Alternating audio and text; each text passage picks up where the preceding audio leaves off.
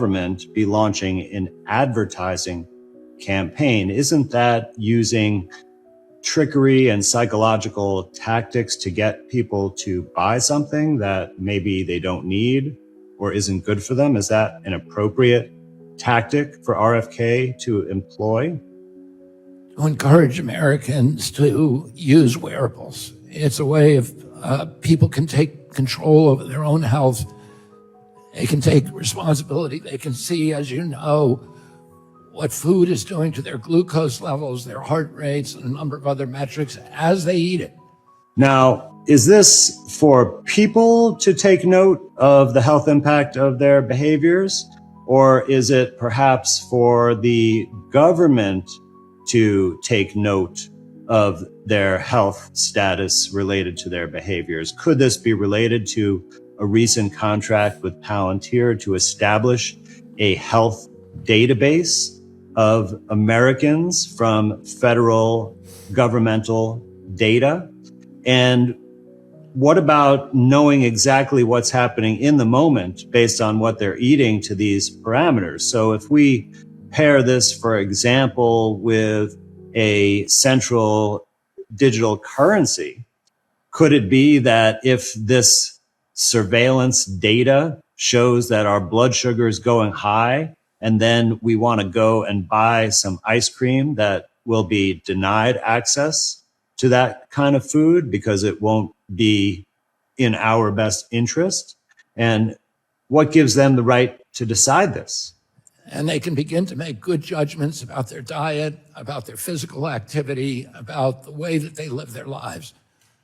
We think that wearables are a key to the MAHA agenda, making America healthy again. And we are going to, my vision is that every American is wearing a wearable within 4 years. So every American having a wearable in 4 years will allow the government to track the minute health details in real time of every American. And I think if you really consider it, that is the goal of this program. It's not about helping you be healthier. It's about letting them have the information so they can control you based on your health. Well, that's a super important video. First of all, I have empathy for RFK. I think he's in the middle of a Shark Tank trying to navigate and do the best he can within the range of possibilities he's working with. The wearable thing I will address in a moment, but the recent glyphosate issue and all this protection of these poison manufacturers goes hand in hand with this kind of global assault on humanity and on nature and on privacy and everything else. My next comment is Dr. Andrew Kaufman is one of the most intelligent, skilled physicians I've ever met, known and worked with in my life. I was recently on his podcast. We had a very good discussion there if you want to check that out.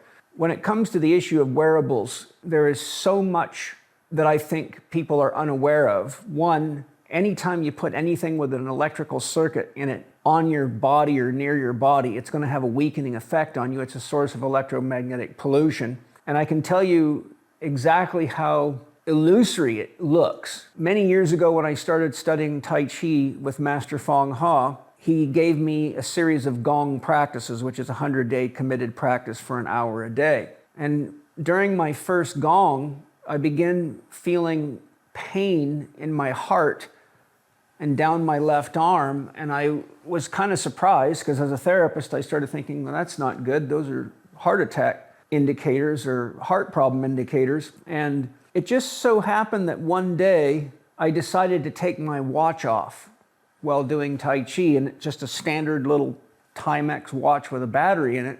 And I noticed after my Tai Chi, I put my watch back on and all of a sudden I felt tension building up in my heart and it slowly migrated down my left arm. And I went, well, that's interesting. I didn't have that. This Tai Chi session, it was the first time I took my watch off. And I don't even know why I took my watch off. I think I just didn't want something distracting me on my skin. And so I took the watch off after putting it on, and within about 30 seconds, it was just like it faded away. So I put it back on, and it slowly came back on again. I thought, wow, this thing is disrupting the energy flow through my heart meridian, which runs right through your ring finger, right down your arm and through your ring finger. And so I started doing more research. I'd already read the book, The Body Electric by Robert O. Becker, and I started doing more research into this. I started doing muscle testing on myself and on different people, and I found that pretty much anything that has a battery in it, if you put it in your hand or near your body, will cause a weakening effect on your body. So when you consider that most people are already out of balance and most people don't really have much stress adaptation capacity due to diet, lifestyle, and mental emotional stress factors, the more wearable anything you use, the more stress you put on your body.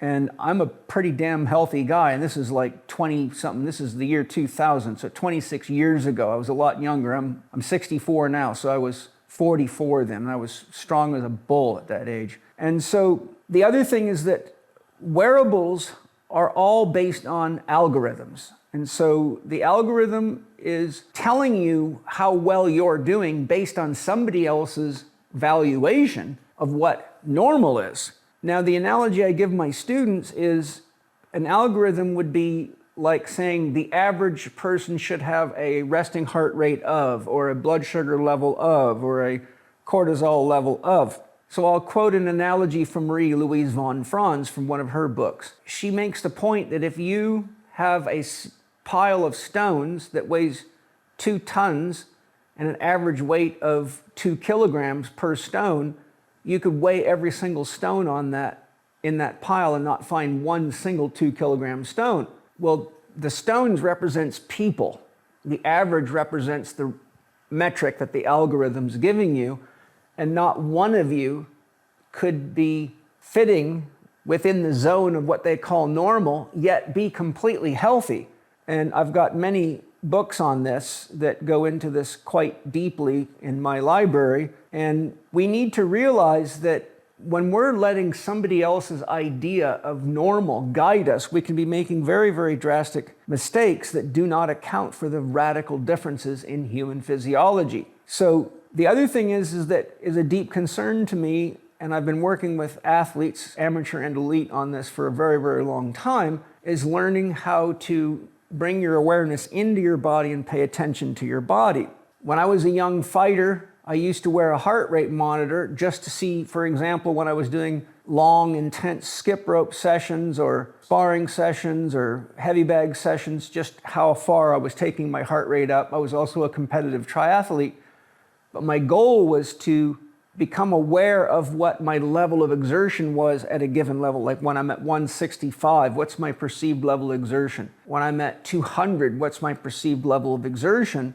So that I could become more aware and have a metric in my mind of about where I was at with regard to maximum heart rate. Well, within a month or two of using the monitor, then paying attention, using it and paying attention, I got to where I could then put myself under stress, guesstimate where I was at, quickly put the heart rate monitor on, and sure enough, I would be very, very close every time. So I actually used the tool to help make me more aware so that I had an internal metric to measure my own stress in some kind of an objective means that was useful to me as an athlete. So the issue is that almost every piece of wearable technology that I've ever seen is actually something that's trying to replace a mode of awareness that we should have naturally. There's key indicators of high blood sugar. There's key indicators of low blood sugar. I've never had a problem teaching anybody how to be aware of that. There's key indicators of how high your heart rate's going, like I said. There's key indicators. For example, one of the most common ones that people use is calorie counters, which is ridiculously misleading. For example, calorie is just a measure of energy. It has nothing to do with nutrition at all. You can count calories all you want, but you're still not getting any assessment on nutritional value. A calorie of processed white sugar has the same value as a calorie of organic, free-range beef. And the amount of calories that you consume is only one of many factors that determine whether you're getting nourished or whether you're going to gain weight or how your metabolism's responding. In my book, How to Eat, Move, and Be Healthy, I cite PhD nutritionist John Berardi, who showed that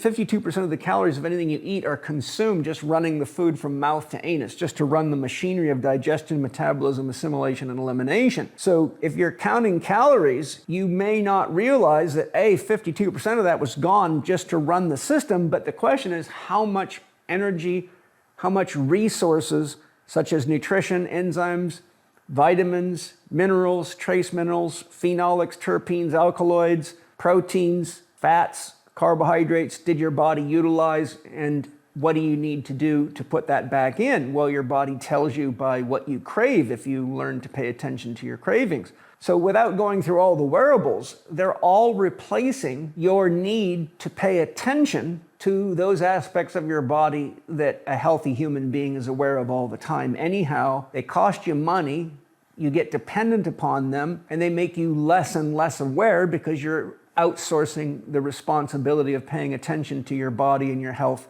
to a gadget, a device, or a machine. And add that to the fact that, as Dr. Kaufman said, this technology is disguised as being there to help you. It's there to capture you, to control you, to manipulate you. And I think most of you should be aware by now, especially after going through COVID and just paying attention, that there's a full court press against humanity and sovereignty and looking for any possible way to capture you, sell you crap, tell you there's something wrong with you, give you a diagnosis, sell you a drug, sell you a procedure, sell you on the idea that you're dangerous to yourself and other people, and on goes the list of silliness. So what I teach at the Chek Institute, what I share in my book, How to Eat, Move, and Be Healthy, and every book I've written, which is many, is all oriented towards teaching you how to have a healthy, loving, compassionate, empathetic relationship with yourself, to take responsibility for the choices you make, to carefully evaluate anything you believe. Any belief worth living is worth challenging, so that you can actually become an adult in the world and have sovereignty and create the life you want to live. So hopefully these